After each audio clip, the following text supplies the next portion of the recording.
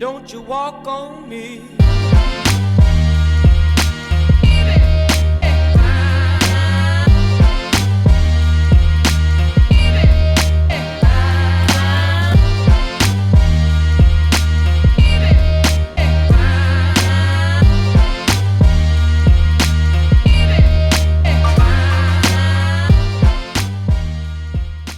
Hey everyone, welcome to episode 51 of the Brooklyn Fishing Club podcast.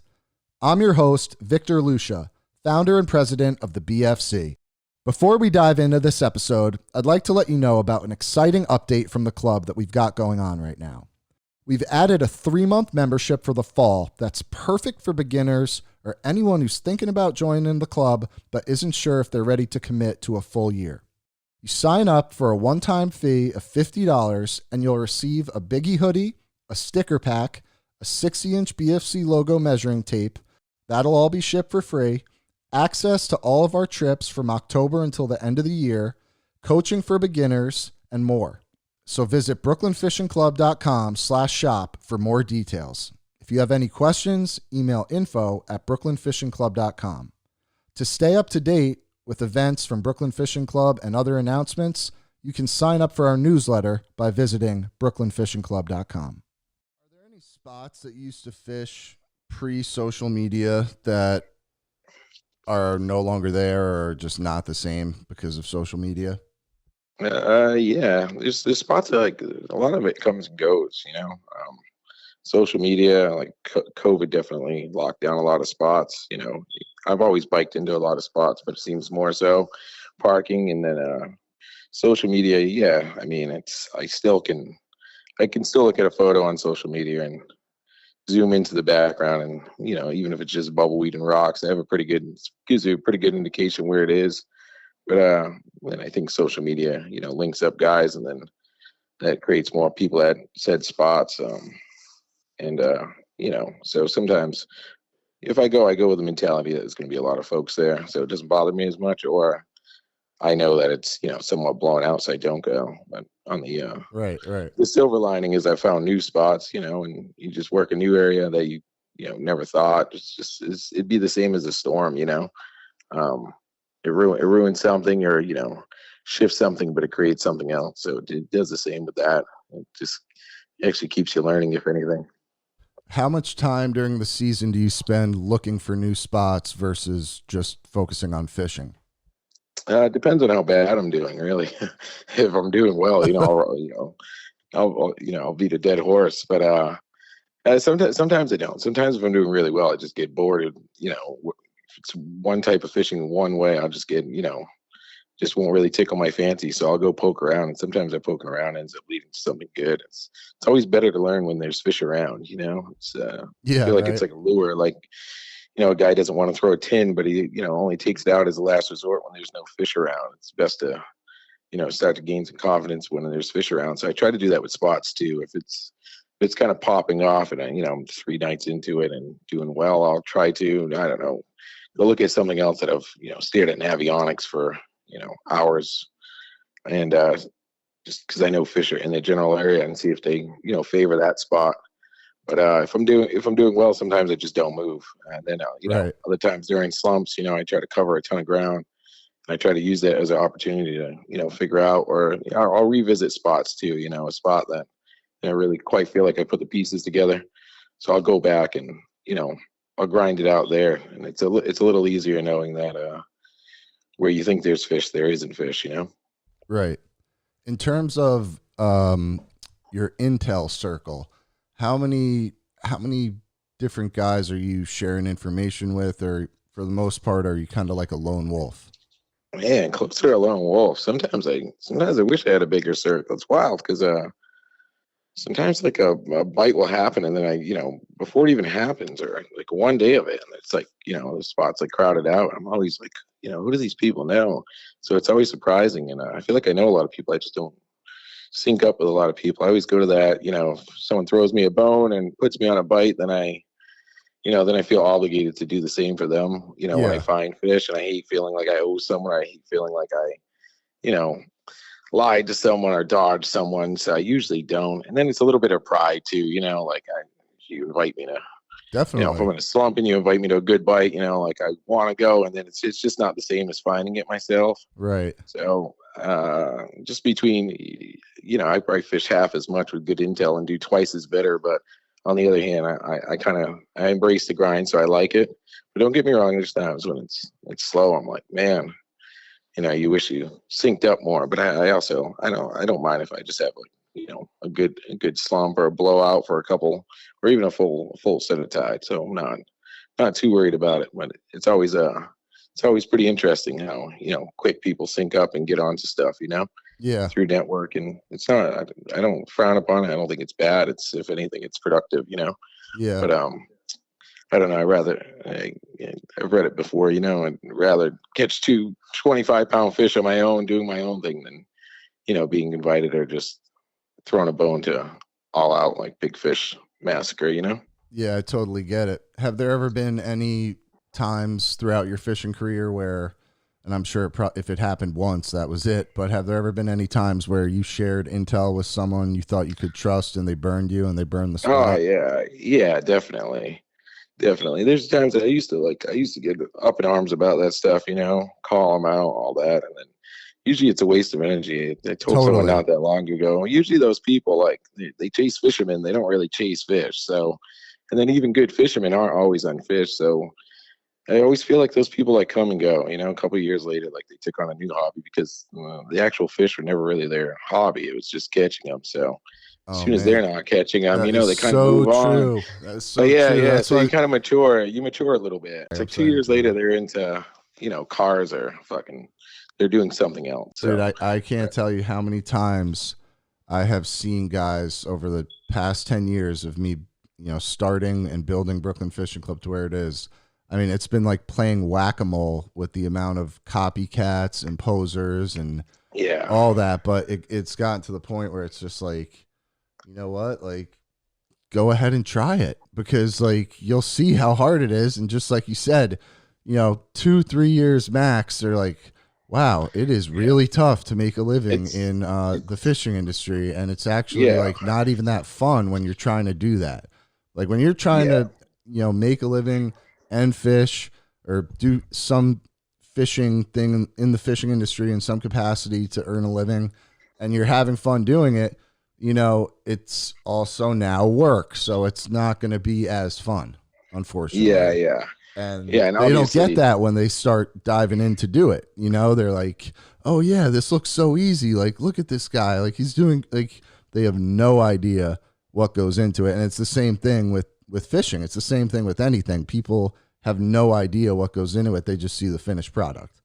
yeah. And I think surf casting or fishing in the Northeast is, it's even more like niche, right? Like if it was any other hobby or whatever you pursue, golf or something, you're talking like worldwide. So I feel like a lot of people think it's 10 times harder to grow anything, with such a small reach. Like you're within a Absolutely. region, and Absolutely. guys that people from Missouri to you know uh, Vermont play golf, so it's like you can widespread it, and everyone can relate to it. Here, you really and not only that, we're sort of grumpy, right? So it's Sort hard to of. get someone to follow you, whereas to grow anything or make like an actual living, it's just, I feel like that alone is 10 times harder. And all that stuff happens with anything. It happens a lot. And I see it in plug building, like folks just take off with it, and a couple months they're asking a few basic questions, and before you know it, like now they're a business. But I see it with other stuff online too, like not so much rods, but I see it with like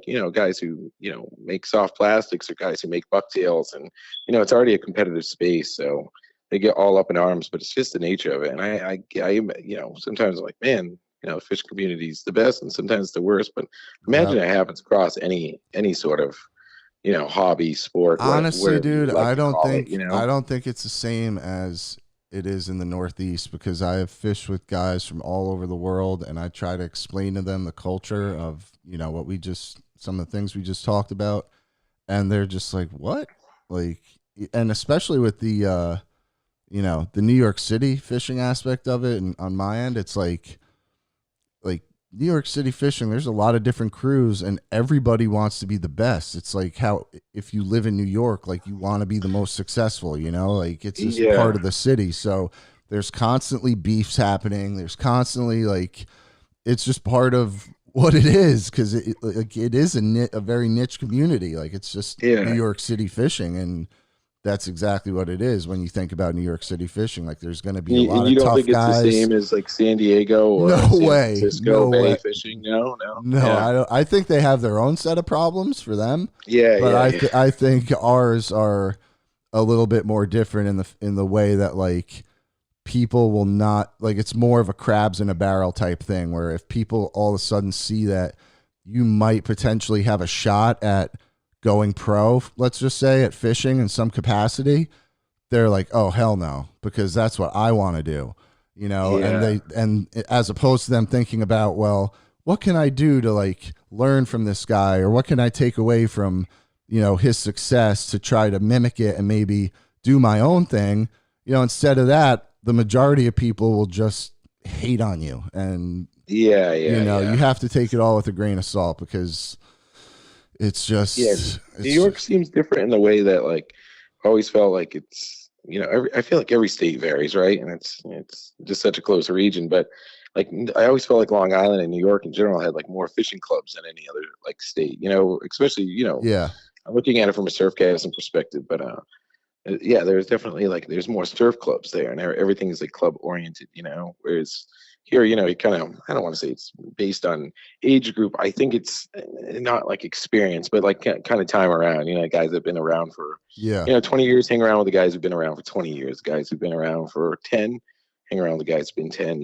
Like or 4, or I kind of just let my paths cross with whoever, yeah, and I yeah. let it be a little more natural than try to sync it up. But New York always just seemed a little more club based than any other state. I guess I'm it's not sure because about. people are just like, maybe it's just that competitive nature of just like being a New Yeah, Yorker, that but yeah, and I think maybe back then too, like a lot of like I imagine it's Long Island based. Now kids, you could send someone a message online. I think a lot of those clubs that if you look at when they started, it was years ago. So they just heard of a local surf club or what have you, and they joined it.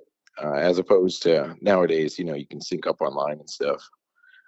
exactly, and just like start your own.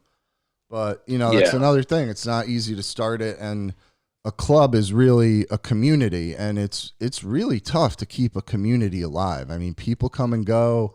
You have to constantly be bringing them like content and stuff for them to engage in, and it's tough. It's tough to keep it going. That's Yeah, why it's like, it's a hard whatever whatever someone wants to call it, their passion, yeah, a sport, a hobby, it's a lifestyle, whatever it's hard to coin it as whatever because it means something different to everyone else. But it's the only thing you can never truly be good at too. Like you could someone with that's played hockey for 15 years that visually shows, or does anything. yep, Fishing's one of those things you never know how good someone is because someone could just go 4 times as much, or someone could easily, pork frog bites and, be catching better than someone that's, really good at fishing or a lot more knowledgeable. So it's always hard to gauge on that. But yeah, it's so much different. And then to try to make anything out of it is always tough, and I used to get bothered by it. And now I see people come and go and I look at their content and some of it's awesome. And you can guys who grind it out, like kudos to them. It's not an easy thing, and it's when you get at hockey, like you're good at it. Like you can score a goal, and you can get if you need content or something, or you're good at cooking, you can get content. Like you can't always like go and catch large fish or get something you want to see, and then you throw in like fishing under darkness, then it makes everything harder, to either film or get a photo of or what have you. So it's you're trying to actually fish, but so sometimes like I just rather put one on the back burner and instead of going out, I feel like a lot of guys try to go out for, a photo of a fish instead of a fish. And I feel like, years ago, some guy left his wading boots at home, you turn around and go home. But now I feel like, a kid left his camera at home, you turn around and he wouldn't fish. It's more content driven, and rather than hate, it's like kudos to them. Whatever they're trying to do it. If it doesn't, the real ones end up sticking, and the others don't. But yeah, definitely, I mean, if they definitely, enjoy it for that period of time, it's hard. Fishing is one of those things where people like it's hate, or guys, or other crews or whatever, and it's bizarre because we all kind of like share like the same interest in a species of fish, right? So it's like, wow, we have something so much in common with these other people, but we're like, hey, fuck you, you know? Yeah, So yeah, it's bizarre. Whereas if you were, I don't know, out in the desert and some guy liked something you liked, you know, you'd be like, hey, you know, you guys felt like, you know, because you had that in common, whatever you guys really liked, it would bring you together. And fishing, it's kind of the exact opposite, you know? exactly, Yeah. exactly. In a way, when I see guys, popping up trying to start their little clubs or whatever, I actually love it because it fires me back up because I'm a very competitive Yeah. person. It's motivation. It's It really saying, is. you So know, now I'm back with a vengeance. yeah. We have updates to the memberships. We're not even doing like the memberships by 1 year, 2 year lifetime anymore. We've got 3 tiers. We got the lowest tier is the Bluefish membership. Then we have the Fluke membership, and then we have the Striper membership. And all 3 have different sets of benefits and are kind of geared towards different skill levels of fishing. But Very cool. so that's where we're going with that. Do you have any guys that you compete with or feel like you're in competition with, or, because you are more of a lone wolf, is it like I'm just competing with myself? Just my friends. It's funny Nice, that's nice. what motivates you. You know, you go out for a night fishing and you're by yourself. Like you clearly, you know, I start cutting my cash short and burning my plug back. But when you're with your bud and you know he's one upping you, it's always a little more motivating. But it's all Definitely. in good nature. It's not. Yeah. As far as online, no, I always whether it's plug building or surf casting, like I mean, maybe when I was younger, I think before kids is a lot less mature. Yeah, for And sure. yeah, I don't have that energy. And then like if it motivates me to go fishing, sure, I like that stuff. But generally, I'm pretty motivated. I don't need a tournament or anything to grind out night after night. But yeah, back then, like someone would just you know bird me or whatever, and just the stakes are high, right? And you're just trying to crush big fish or what have you. But now, no, just like the competitive nature of fishing with a bud. I fish with just these. I fish with such a skeleton crew of guys, mostly alone. And but yeah, so I always, there's always that competitive nature amongst friends. But Yeah, besides that, no, just myself. Usually, I cool. was just telling a bud recently, the worse I do, actually, the harder I fish. Yeah, When I'm doing good, me like too. I can take that night off. I'll get back on it tomorrow. Me I too, could have like a dude. 4-day slump where I should just take a night off and clear my head instead of, I'll push it to 6 nights of absolutely torturing myself. That's A pretty much glutton where for I'm at right punishment. now. I just was out for 3 nights down here for the mullet run, and oh my God, snook following, right to the, right to the end, not committing, 100-pound tarpon jumping 8 feet in front of me. And I've been up for the past 3 days just on the hunt and on the chase, and I have nothing to show for it. But It's wild, and right? like The last human night, I mind was is, I was about to like push through and do one more night of it, and I stayed up till about like 2, and then I was just like, you know what, I gotta just lay down for a sec if I'm gonna go out. And then I yeah. laid down, and that was it. I was asleep till When till you start 10 a.m. fishing poorly, like when you really start fishing poorly and like it does, it's not helping you. It's generally when I'll call it. Again, I said earlier, I like to beat a dead horse and I'll grind it out, but Yeah, I'll start fishing poorly at some point, I know. I and have this thing though where it's like I'll recognize that and I'll know that I should be quitting, I've been there. but then I just keep thinking like, but what if I get that bite right now? And it's like I stuck it out, and it was all worth it. So that too also keeps me casting, even though my shoulder feels like it's going to disintegrate or it already has, But Yeah. it is what it is. Have you do you enter any tournaments? Have you entered any tournaments? Do you do the No. Surf Rats ball for Bill Oh, Wetzel? no, never. I used to do, man, I think Surfcaster Journal used to have some like stripe-a-thon thing back in the day. I used to enter that. Again, I don't really need the motivation to go out and fish. Yeah. Sometimes it's nice for that, especially when it's one of those where fish accumulate, like a total of 5 fish, but really don't need the, just go myself either way. But if it's something that interests me, I'll do it. But otherwise, besides like a few friendly wages with friends, I don't really tournament fish. Do you have any superstitions or good luck charms? I don't think good luck charms, but definitely superstitious. Always, I generally always, I did it last night. I don't do it when I change spots, but I always do the first cast jinx. I'll just get a cast out of the way. That's usually basically a flip dump, and I'll burn it back so that there's no possibility of anything hitting my plug. I'll do that. It came from years ago of, crushing on my first cast. It's actually with my dad, and I'd given it a rod. I was helping him out, and then it was all giant fish, all jumbos, and I could not hook one when everyone around us was. So I've always did the first cast jinx. That's a great pro tip to actually get around that jinx that I've never even thought of or heard of, because I have the same superstition. If I catch a fish on the first cast, I might as well sit down, or the first drop, even the first drop on the boat. Get out of your way. And I'm not talking about the first drop on the boat being like a, like catching a bergal or something. Like if I have like a 6-pound blackfish on the first drop, I'll be like, okay, I'm done. Yeah, you could eliminate that. Yeah. You could eliminate that by just, do a half a drop and then just burn it up. If you get hit on that, I mean, you might as well fold them, right? Definitely. Definitely. Yeah, I'll get into realms of ways I go to spots, or sometimes they're doing piss poor with a certain hat on. I'll ditch it, but that's the only thing that sticks with me. I don't think I have a good luck charm unless it's just eat live eels or something. Right. Yeah. So speaking of live eels, do you have any tips for eeling and that whole tactic? I mean, it changes all the time. Last night I was throwing eels, and there's some bluefish around, so I was trying to use them sparsely, or not waste them. But it's one of those nights where they just wanted them lively. So I'll change out eels if they're, there's other nights where they want them almost absolute dead, or they won't hit them lively. So it's ever changing. But if I had a tip, just make rig deals. Again, last night would have been one of those times where rig deals weren't working. They kind of only wanted a live eel that was lively. Some nights I generally feel a rig deal, I'll fish a live eel in most cases, just because you can do a lot more with it. But I would just say, just get, proficient and confident in fishing them all live. I have buds that fish, they'll fish eel bobs and rig deals, but they won't fish live eels as much. And then just the other way around, guys that will fish live eels, but rig deal, or any sort of eel on a jig head it takes too much time, so they just skip it.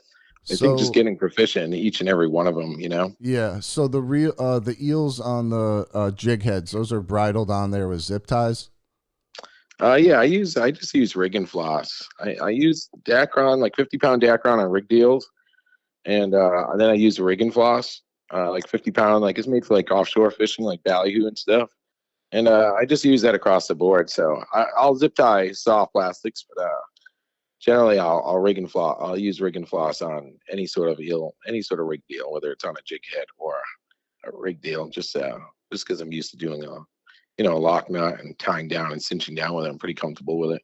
Gotcha. And it's covered all around my basement, probably more than zip ties. But it's just a matter of preference. They're not going to see the zip tie. Or sometimes I feel like the zip tie and rig deals will catch a little more weed or debris in the water. They'll hang off there, but I don't think that's, Yeah, it's not that significant. Make a giant difference there. Yeah. So when you're fishing them, when they aren't on the jig head and everything, when you're just fishing a live eel, what does that rig look like? I just use a circle hook, just a 48-inch. I've been using fluorocarbon a lot more. Generally just use it with plug-in leaders now. I used to just use just regular big game. I used to just use mono, and I switched a few years back. So I just do that. And so once in a while, if there's big sweep, I'll use a rubber core or whatever the distance the eel is. If the eel's 14 inches, I'll put it a foot up or 14 inches up, give or take. But for the most part, just the weight of the hook is good enough for me for a live eel. Got it. So you do a lot of fishing out on the Cape, right? Not so much on the outer Cape. I'm in southeastern Mass, so a lot of Rhode Island, some of the Cape, and just north of the Cape. But so I feel like more and more I travel a little bit. There's always that thing. We have our temperatures here are a lot warmer, so just a lot warmer. I mean, we're looking at high 70s. So rather than, I said I like beating a dead horse, but rather than just sitting there fishing stagnant water, I'd rather travel for 2 hours, fish for two, and then travel back to, as opposed to heading out 20 minutes away and 6 hours of nothingness. Yeah. At some point. I guess I was asking that because I wanted to know your opinion on the whole seal situation out there and how that may or may not impact your fishing.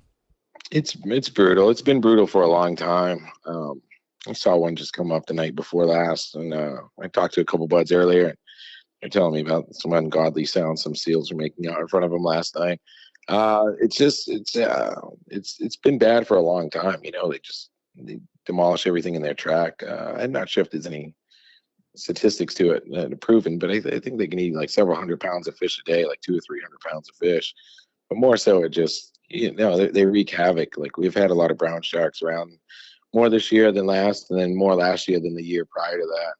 And same thing with the brown sharks. They just swarmed over. I'm sure you've seen it online, even as far down as New York. Oh yeah. But just so if you think fish are going to set up on a lip or a ridge or a trough, I think they either like lurk around like the schools, just as bass would lurk around in a school of bunker. And when one's hooked, they just come up and grab it. But it's also, I think they just charge in and push them off wherever they're setting up, staging for the night. So it makes it super difficult. You go here on this tide, and this tide's generally stacked. It's one of four of the tides on that that week of that month, and they're in the area, and then you go and they're just not there, or they're sporadic, or they have like lockjaw because now they're the prey versus the predator. That part sucks. And they just send them off. They come in and they just push them off, or they're sitting there tight, scared. And this used to happen with seals, but it's now you have seals and brown sharks, which have kind of taken over. So it makes it a little frustrating to, it's just one more thing stacked against you, especially when you're shore bound. You have skinnier water and more of a target point. So yeah, I feel like they're going to go push off into deeper water the fish that are left there, or they're not going to eat. So, but they certainly do a number on them. Have you had a seal ever attack your striper while you were reeling it in? Yes, yeah, definitely several times at seals, and never a brown shark, but I had it happen to near me a couple times. I saw a pretty big one just a few weeks ago, and I've had buds just on the side of me just absolutely demolished. I was out fishing with a bud a couple weeks ago, and it's like the fish hit his rig deal, and then it didn't even hook it, and then like a baboon behind it, and it's after it happens so many times, you notice the brown sharks are just kind of just lurking around the bass, just waiting for that one to come out, one to not look, or what have or kind of dart like a plug, and it's just maybe more of an instinct or a reaction. But I've had quite a few like seals just grab fish. Usually just point my rod towards them and try to break off so I can keep my line. They're pretty relentless. And if you get a big pup, if you get a big harbor seal, just pretty much dump all your line. It's a waste. Oh my God. So not only are they, taking your catch, but they're taking your gear too. Oh my God. Oh yeah. I'm sure if you try to fight one, you could blow up a rod easily. Maybe I'll come up there with my Fathom 2 and my 13-foot great white rod, and we'll. They probably do a number on them. The sharks are no different. Yeah, they're just as aggressive, and obviously bass generally school up and sit in certain areas. So I think it becomes prime target. Probably easier for them to target them along shore, as there's kind of choke points and what have you, versus sitting on a reef out in 38 feet of water. Definitely. So do you think there's any potential solutions to this seal issue? Man, I was talking about this with someone recently. Like what could you possibly do? As I understand it, it's a federal mammal act. So I mean, there'd have to be so many signatures, or they're extremely protected. So it's hard, and they're just going to keep multiplying unless they're food source. I don't think there's enough white sharks up here to really do a number on the browns. Obviously, I believe the seals are bigger than the brown sharks that we have here currently. So I mean, if in a perfect world, to relocate them, put them on a barge, I'm not sure, or else it's just going to keep getting out of hand. I don't know, man. It's crazy. I mean, PETA has so much power, and those Yeah, types of organizations. It's like I feel like even if you got every single person that was down with a seal call or something, yeah, yeah. it still wouldn't be enough. And It's a federal act, so it's like I watched something on it recently. It was based off of white sharks, but they're explaining how the Mammal Act kind of protects them all. But you know, there's so much involved to reversing that. I mean, a ton, and it's one of those things no one kind of stepped up and when they to should have, stake yeah, and blame. But I mean, it's not as bad as another species. Say they protected anything else isn't nearly as much as a predator. To fish or stocks, and it trickles down. I mean, if you're looking at outer cape, that's pretty common there, but it affects the economy, man. Tackle shops, people used to be considered what definitely. the like Mecca is, similar to Montauk and any other place that people, it's a destination to go to Yeah, fish. like And Nauset Beach, for example. I yeah, know oh yeah, Nauset that Beach was used to be yeah, like such a hot spot. I mean, I remember yeah. going there as a kid and I catching never got to stripers from the experience surf. it. Yeah, Oh and I never man, like the last few seasons, like some fish have rebounded on the outer cape, and I got to experience it a little bit, but never like the heyday. no way. But I got to go people, back up there like I think yeah, 2 summers ago, and I think I caught 3 or 4 schoolies, and yeah, every single time, um, as I'm dehooking the fish or whatever, I look up and there's like 3 or 4 big seals just looking at me from about yeah. 15 feet away, like right behind the wave break, and they're just Well, waiting for me to release they're this keen thing. enough to follow fishermen too, Yeah, yeah. So I So would they know actually, enough if they see fishermen along a beach or long oh, they would stretch, come up. They would come like up they to me. just, So yeah, I would see them. I would see where they were, and I would try to like stick to the dunes and like really quickly like put some distance between me and them. Get as yeah, many casts in as possible, and then wouldn't take long, and then they'd be right in front of me, yeah, and then I'd have to like try to outmaneuver them again. So I don't know if that's yeah, something you guys have to do too, where it's like, okay, they're over there. Let's like go over there and cast for a minute and like go. yeah. It depends where you fish here. Sometimes they'll just they'll lurk just like that, and then sometimes you'll be in a good bite, and that good bite, imagine they're just roaming just as bass would for bait, and they run into a school of fish, and that's the same school you're fishing, and then they just spook them all, and I mean they'll just all push out, or they grab the one that you have.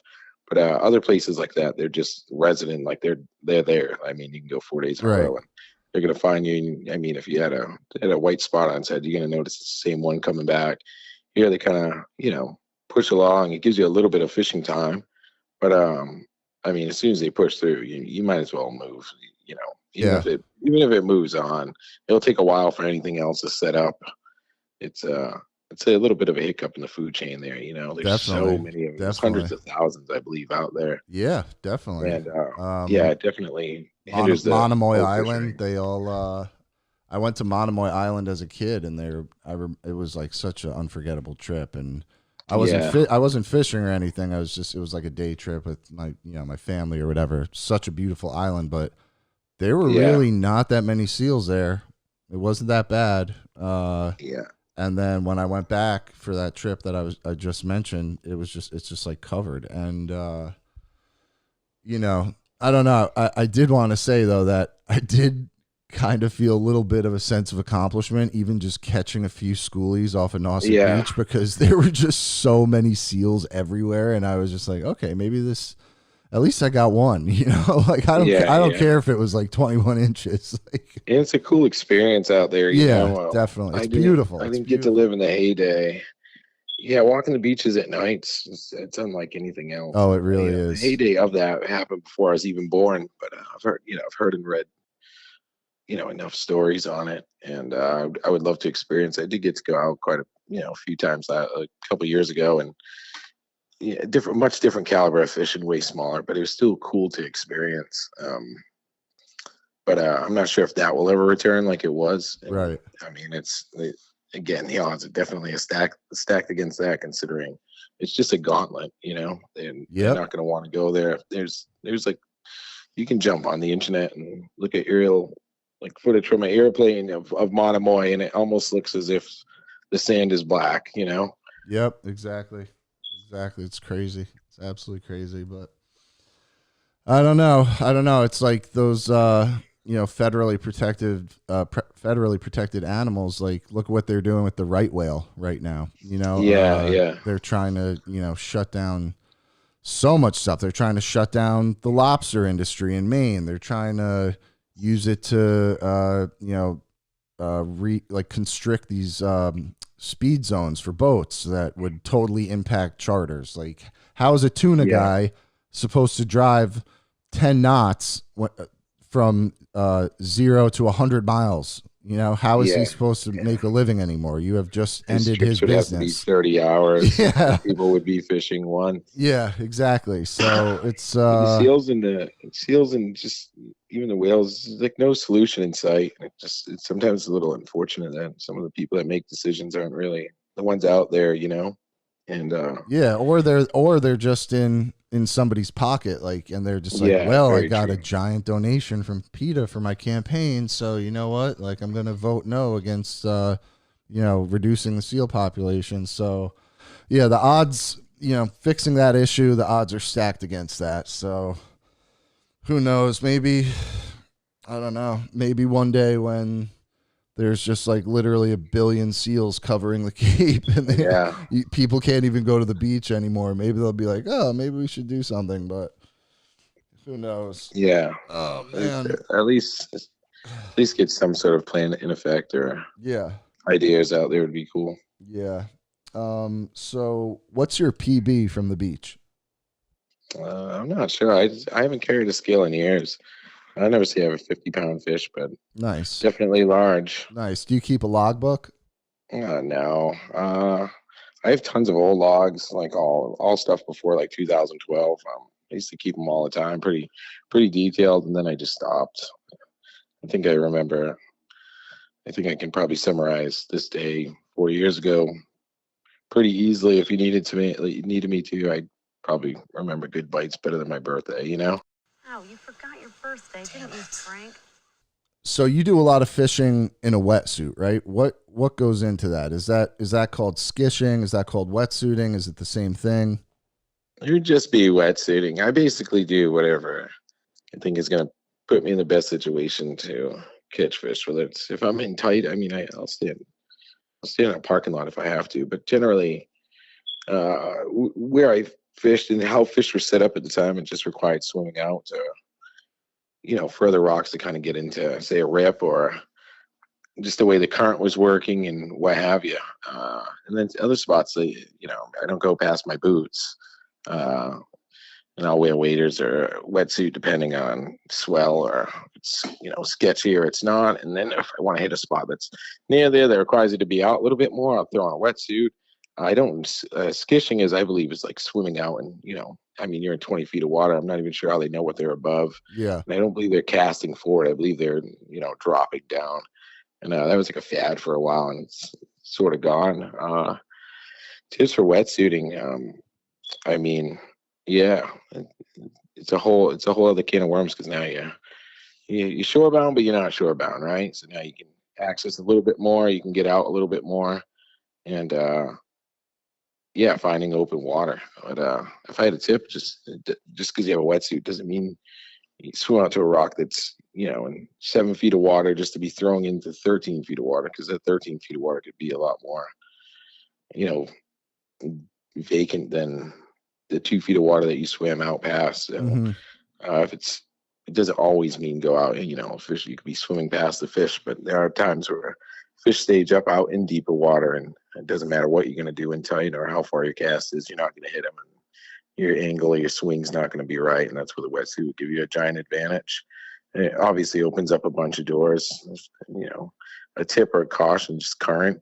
A few times I've been wetsuit's naturally buoyant. I mean, I've gotten chewed up pretty bad and tossed around by swells and semi hurt. I try to do what's right and not get absolutely demolished to do something senseless. But Yeah.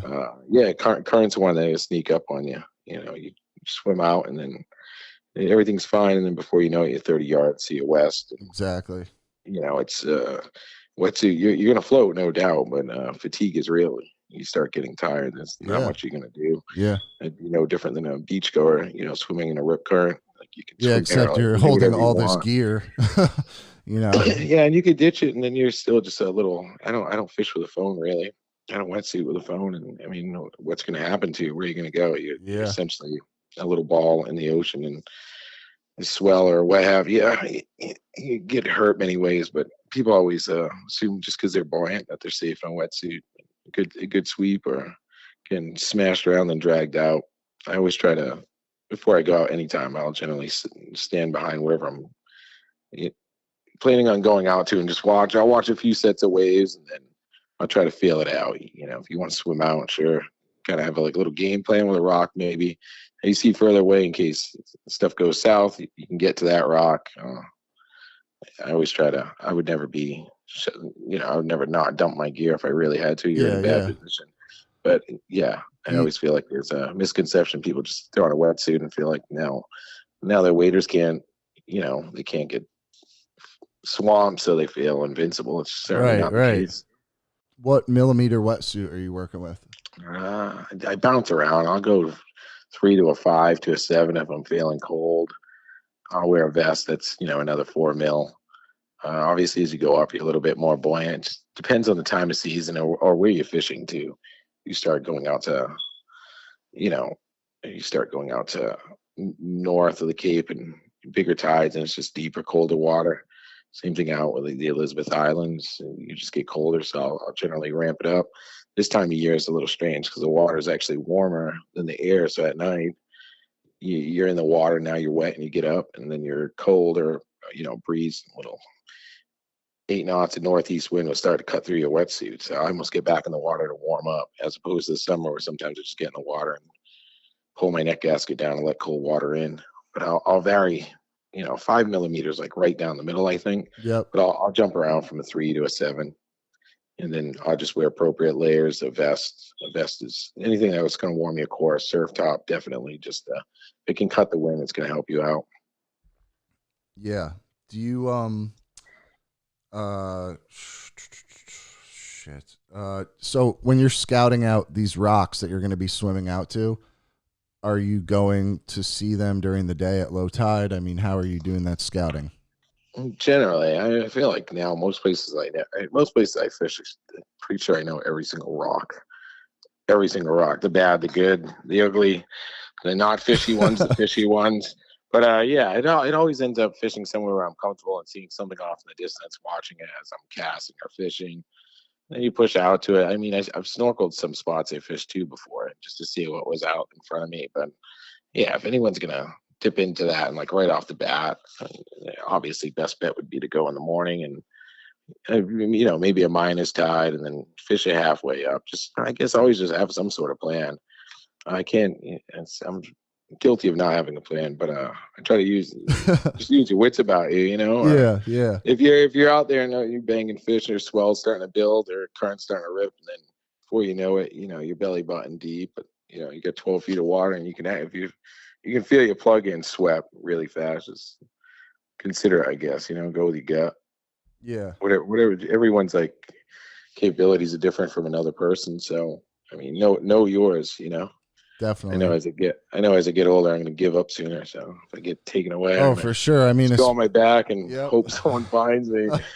And I When feel like you're not a once spring you chicken have anymore. kids, like Yeah, much your safer. limits, your limits get reduced because you're Yeah, not. it's no longer about you. You know what It's I no mean? more. I Yeah, mean, I used to be like, catch fish or die trying, but now it's like, yeah, no, I can't really live that lifestyle yeah. anymore now that I have a Well, son. they're like, So fish isn't as important as your life, and I'm like, no, but it is. But once you it have is, but children, it isn't. But yeah, yeah. you gotta um, return home. So. yes, you absolutely do. You absolutely do.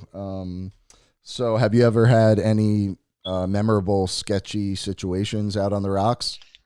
I've had a handful, mostly involving being swept or just getting demolished. I always hate the term rogue wave, but just a set that's, or I knew there were fish there as I crushed them the night before. I knew it was swell was building. Is probably why I thought it was only going to get better.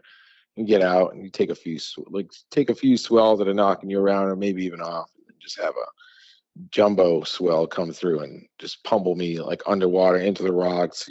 Cartwheeling under the water, and just getting back, knowing that you kind of knew you shouldn't have done that.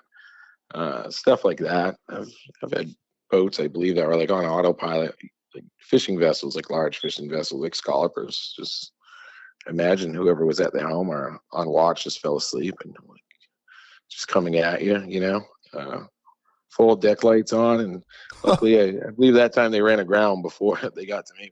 Oh Am I gonna my have to like God. jump in the water and swim? You're like, is that guy gonna You spend enough stop time out there, or? you see wild stuff. You spend enough time out there, you'll certainly see wild stuff. Have you ever seen any UFOs while you're out there at night? I talked to Bill I've seen Wetzel about I've this. seen a ton of weird stuff at night. I mean, Let's talk about that a little bit. Yeah, if it's anything that's unidentified, I mean, I've seen stuff that sent me home. I'm not the one that believes in ghosts or any of that stuff. Oh man, let's talk I've about definitely this. had Dude. a chill before, and I can't shake it. I'm turning around, looking back at shore, and I can't shake it, and there's almost no point in staying because I'm not paying attention. Sometimes that stuff it'll get in your brain more than a shark or a seal, and Yeah. you gotta leave, and even when you're leaving, you get that little kid feeling, when you're like leaving your basement and it's dark, and you're like running upstairs, feeling like it's right behind you, and you're so happy when you finally get in the car and lock the doors, and you're just like, oh, we're fucking out of here. Like, yeah. And you're like, for a second, you didn't think you're gonna make it, and then you actually feel like super vulnerable. You're like, wow, there's not many places on this earth where you can go and I don't know, be so distant. Yeah, because I guess what I was so much thinking was between like, you and anything. Say, like you can live on a farm, but you essentially your house is on the farm, so you're away from civilization. But you're not away from your home, where I don't know, you might have a rake or you have a phone or something. When you're out there, it's truly just you. You're out there. Like, what if some weirdo like is like looking through this park, and I think this was around the time when the Gilgo Beach murders were happening or whatever, and they were like finding. I watched that documentary. Yeah, recently. And they were finding those bodies and shit. And so I was, it was like people were telling people like look out, like be careful in state parks and shit around that time. Yeah. So I remember following that on Stripers Online years ago. Yeah, remember people were like, be careful out there. Like we don't know what the fuck is going on. And then I forgot all about it, and I remember. And maybe a month or so ago, 2 months ago, I was going through Netflix with my partner, and we came across it. I'm like, I'm pretty sure that's those like Long Island like murders. It's happened here too. Like I believe the Outer Cape, maybe 6 or 7 years ago. A boardwalk. They walked to go out to a spot on the up towards like say Barnstable on the Inner Cape, and there's a boardwalk, and then there's a duffel bag of body parts. They were like tucked under the boardwalk that you'd walk out on. Jesus, it just goes over a marsh, so it's always creepy. You kind of never know what's out there. And that's the thing with quite a few times with New York City fishing is that there's this whole other aspect of creepiness. And I'll give you a perfect example. We had a guy that joined the club, and he was fishing Coney Island in the summer and at night, and 2 days ago, a 6-year-old girl had drowned and they hadn't found her body yet. And he was reeling in something that he thought was like a dogfish or something. And he reeled it in, and it was the girl, and he put his headlamp on, and it was the girl's decomposed body. And he fucking took a picture of it and sent it to me. And I wish he never did that. Thanks a lot, bro. Wow. I mean, I'm sure he was like, just like in shock and like, whatever. Yeah. So I'm not like mad at him for it, but I do wish I never saw that because it is, I'll never be able to erase that. But,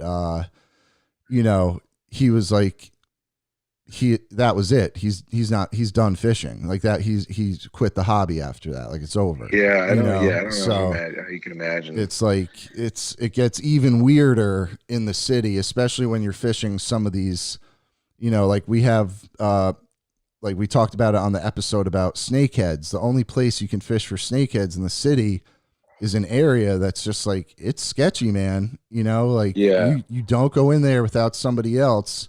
And even then you better have like a taser or like, a nice fillet knife or something with you just in case, because you're out there in the marsh and, there's a lot of vagrants. And there's just so many fucking weird people out there, man. It's like, you got to be careful. And like, unfortunately, some of the places we're fishing are the places that these psychopaths like to dump the bodies. So it's like, Yeah. it's crazy. Like the thing that always freaks me out, I mean, the shooting stars, see a million of them, they never get old. But I've seen things that stop in the sky, and that's where it becomes crazy. And you always, that's a couple times I've seen stuff stop, go, and then stop again, and then go. And that's when you kind of rush home and like you kind of search what's going on, like see if there's Yeah, like a something satellite launched launch or or what have something. you, Yeah, or yeah. what have you. And there's times where I came up with nothing, but most of it, the only 2 times ever where it was something that like came, stopped, hovered, went, and then stopped again, then hovered again, then moved on. And that's where like I just just following the tail of it for as far as before it just goes out of sight. And it's bizarre the next couple of days, and then when you go back, you keep looking for it. And it's And not it was there. 2 that were very similar. Yeah. Were you alone when you saw those 2? One time I was, one time I was not. And so then it was the second. That was the first time I saw it was with someone. So it wasn't like I was telling them, oh, I've seen this before. Yeah. But I remember seeing it again after. They're similar. They're similar looking, but different. But they both did that same thing where they stopped. And that's where it's always anything could be mistaken for Dude, something else. I'm like really into this stuff. So I've heard of people that have spotted stuff, and just for the hell of it, like in their head they've been like, go this way, and the thing has moved that way. No way. Yeah. And they'll be like, come closer so I can see you closer, and the thing comes closer. It's crazy. Yeah, dude, I don't think I'd be asking any of these things to come closer. Oh, if I see one, I'm gonna try that next time, because I've seen some like, shit I have too. no idea. I'm gonna be like, come closer and give me your fishing sonar technology. Once you eliminate like any lights from land and what have you, you're kind of just out there. You can see everything. I see stuff I don't even want to see. I've looked down before and seen stuff illuminate off the water, then look up to see it. So it's you and that. Everything is visible. It's very hard for other people, unless you're just again out in a desert or really away from any civilization. Not like it's not going to be overran with lights and stuff, so you really do see everything. Yeah, definitely. You spend enough time. It's never. I'm sure there's people that I pass photographers all the time with tripods, trying to get northern lights or what have you. But it's those folks go out looking for it, and they can never spend as much time as you do fishing. And I feel like when you're looking for it, you don't see it. It doesn't happen. Exactly. Yeah. It's got to be when and you least that's why expect it. people could kind of fabricate something that like what they believe in, whereas I'm thinking of nothing. I'm thinking of is this fish going to show up and hit my plug? Yeah. So then it's like a little more authentic. Like I'm like, wow, this is real, because I know I wasn't thinking about it at all. So I'm sure my brain isn't making it up, although it's probably made up many things while I'm out there. Let's talk a little bit about your plug building and everything that goes into that. Yeah. I build a fair amount nowadays. Been building a long time.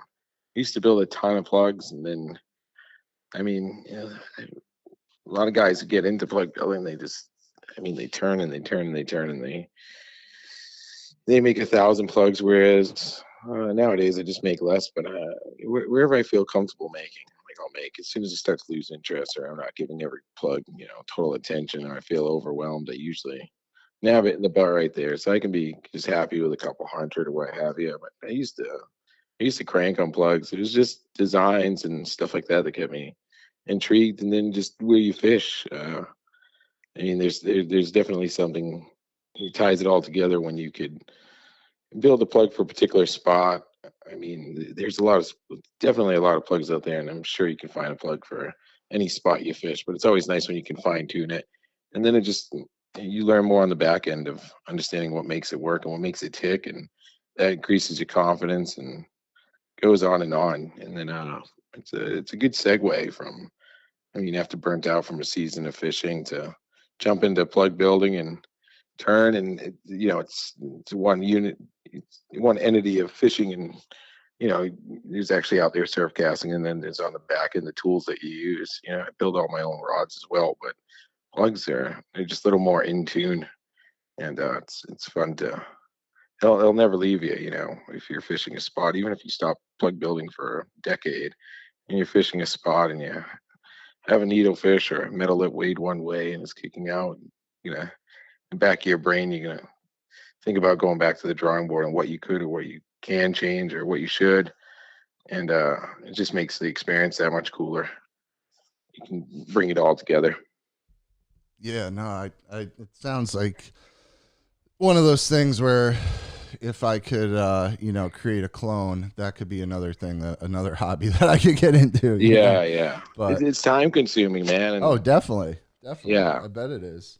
and it's expensive. So I feel like a lot of guys, Yeah. eventually want to like a return on their investment, so they start to sell plugs prematurely, or maybe not. I mean, there's a truth to there's a lot of crap plugs out there, but there's a truth to every plug will catch a fish. The fish are riled up, and they're just going to hit about just about anything. Yeah. Your plug will catch, but it doesn't mean that you shouldn't,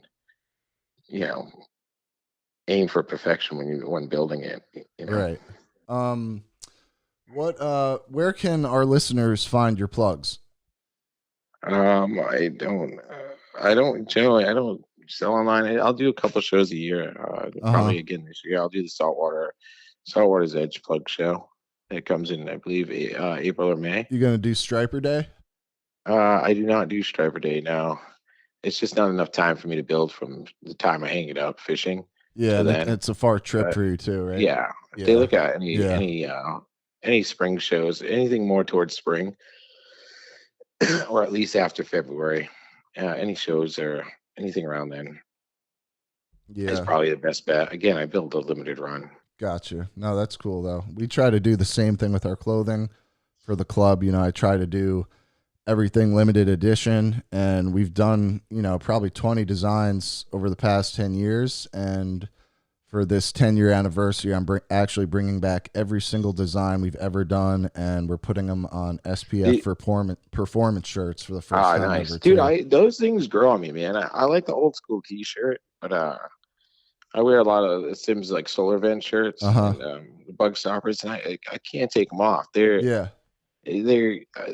They're perfect. It's like having this underlayer meets underlayer meets t-shirt. I can just use it in so many situations, and they're light, and I just love them. I end up using them way more than I thought I would. Yeah. Do you do all the designs yourself?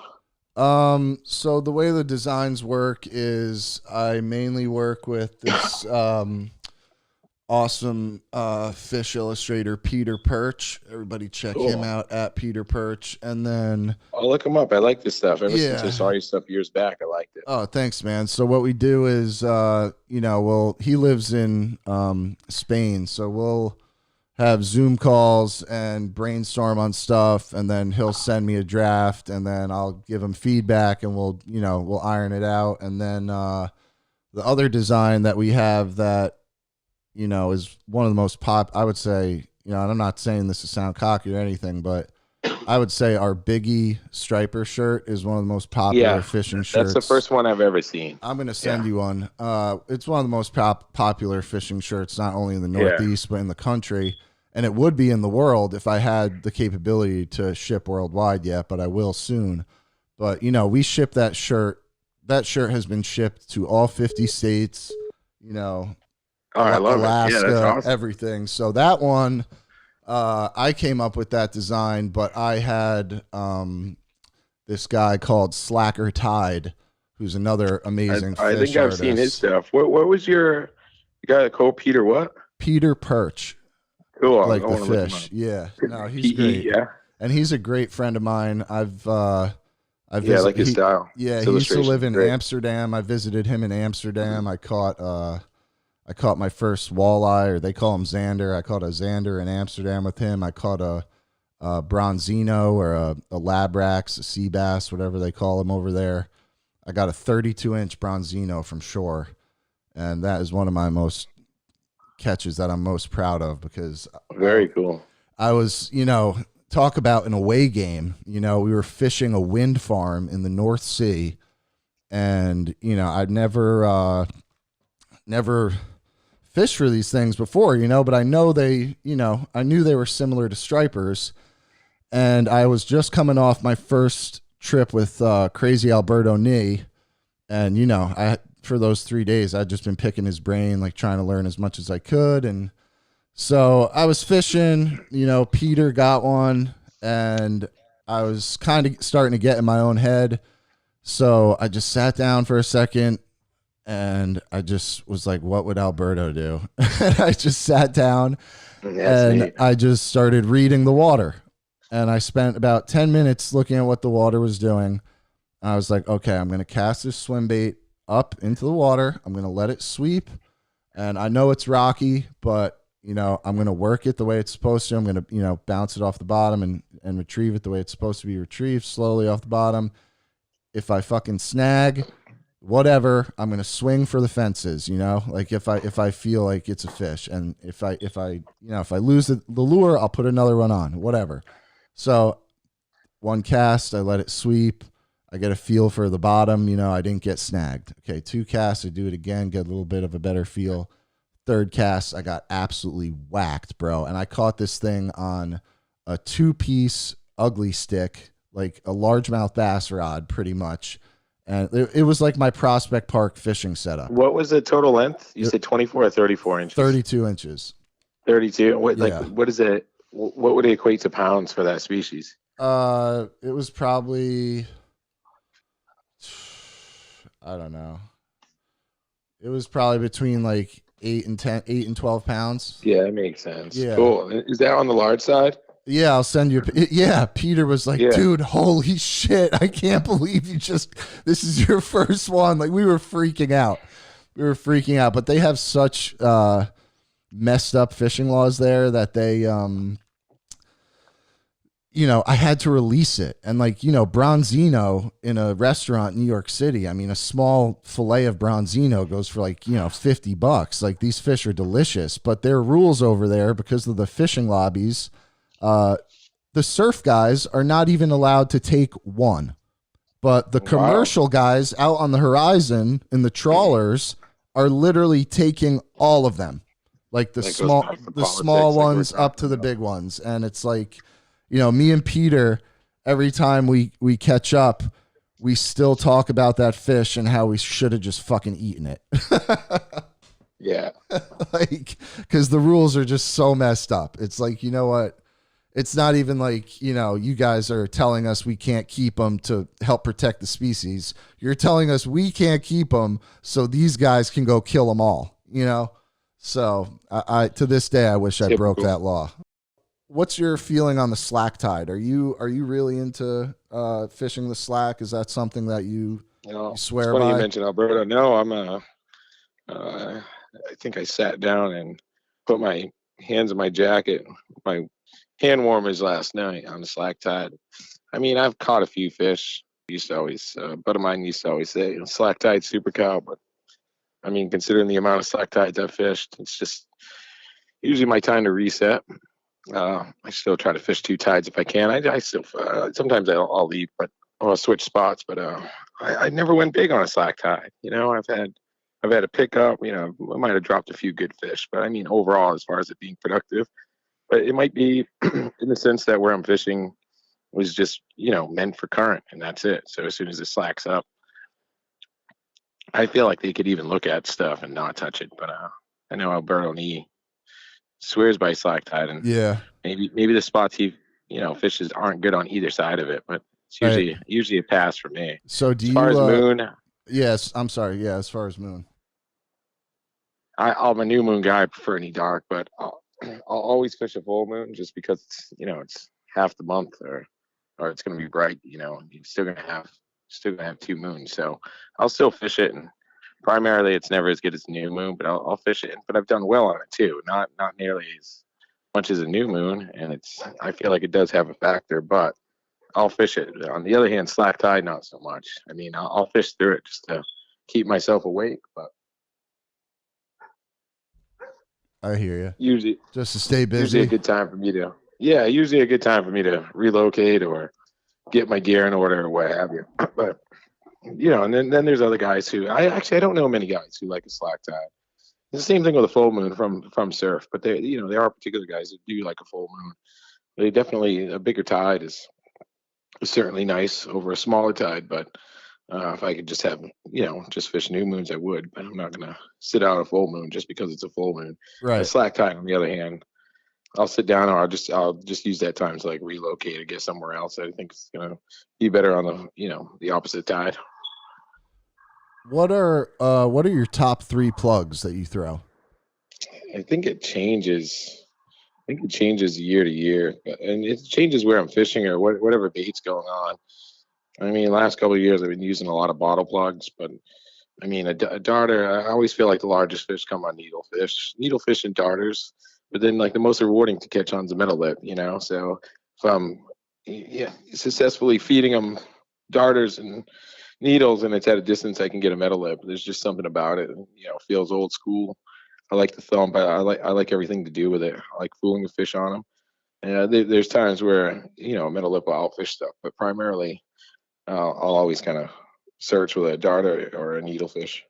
So it'll vary. It'll vary over time, but I think I always come back to a darter and a needle, with the metal lip being like the third. However, as far as like being productive, the needlefish and the darter.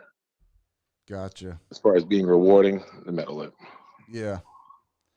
All right. Before we call it, I had put out a question to our story to see if anybody had any questions for you, but I only put it out like an hour before we did it, so we might not have that many. But we have one from what's this guy's name? Because I told them they'd get a shout out if they Rocco Rizbara. Would like to know, can you share some tips for finding success fishing needle plugs in the surf? Perfect. Yeah. A good segue. Yeah, it's a super subjective, right, to where he fishes. But I can't remember a time where I made them too, and I've purchased them, and I've fished the more popular ones. I almost never fish a floating needlefish. I've just never had any night where it outshined anything, especially something that was like a super slow sink that I couldn't bring up. It's the hardest to give tips for because it's really nothing. It's just a dead stick retrieve. There's that old saying: if you feel like if you're fishing it slow, fish it slower.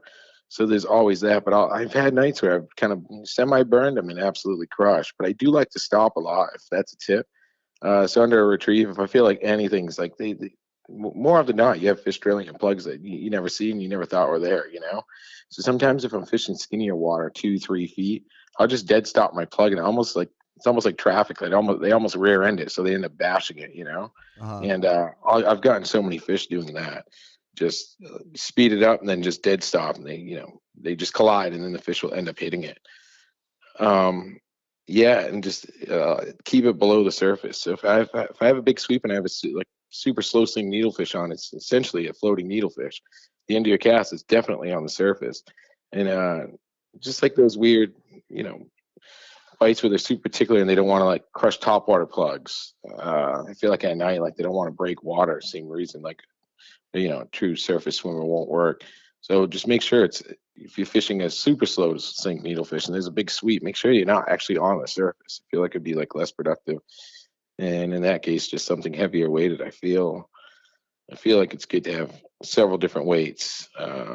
Regardless, I like several different shapes too, though. One time I'll do great on a wad style versus a Gibbs style. So I'll vary the shape, but most importantly, I kind of like to at least be below the surface. Sometimes a faster sink and I can burn it. I can burn it, and I've had great tides, just way faster retrieve. I do the occasional twitch, but the stop method, just dead stop, works way much better for me than anything.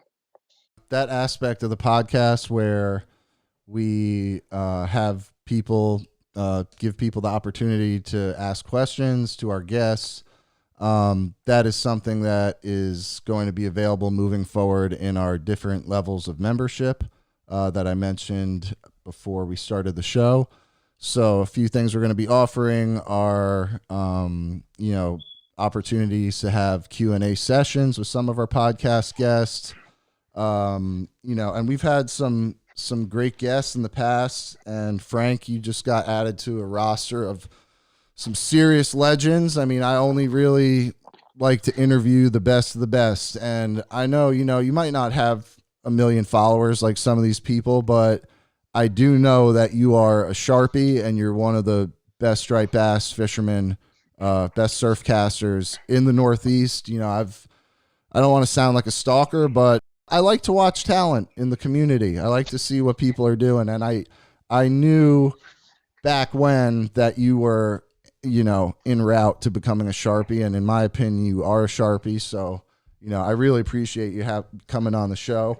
But, you know, in the past, I sat down the other day and I was trying to think about, like, you know, we've actually had a bunch of people that have world records on the show. I mean, we've had Greg Meyerson. He's got the striped bass record. We had Ken Westerfeld, blackfish record. We've had Wes, who has the snook record. We've had Valentine Thomas, jackfish record. Steph Choate, black marlin record, 1,100 pounds. Alberto Nee, striper record, 8-pound test. Peter Corial, he was a 4-time record holder, world record holder for spearfishing. We've had state record holders, John Skinner for the false albies. We've had London Rozier, who has the women's record for the the Louisiana state record for swordfish. I mean, man, we are the best fishing podcast in the Northeast, folks, and it is only because everybody keeps listening. So I promise to keep bringing you quality guests, quality shows. I know I took a little bit of a break. I had to handle some personal stuff. You know, I'm raising a new family, and that has been my top priority, and it always will be. But I'm back. There's going to be a new show every single week. There's new events for BFC. There's new everything. So visit brooklynfishingclub.com today and check out all the new stuff that we are offering. Frank, thank you for calling in. Hopefully one of these days we can suit up and get out there and catch some stripers. It'd be my pleasure, man. Thanks for having me. Hey, don't you walk on me.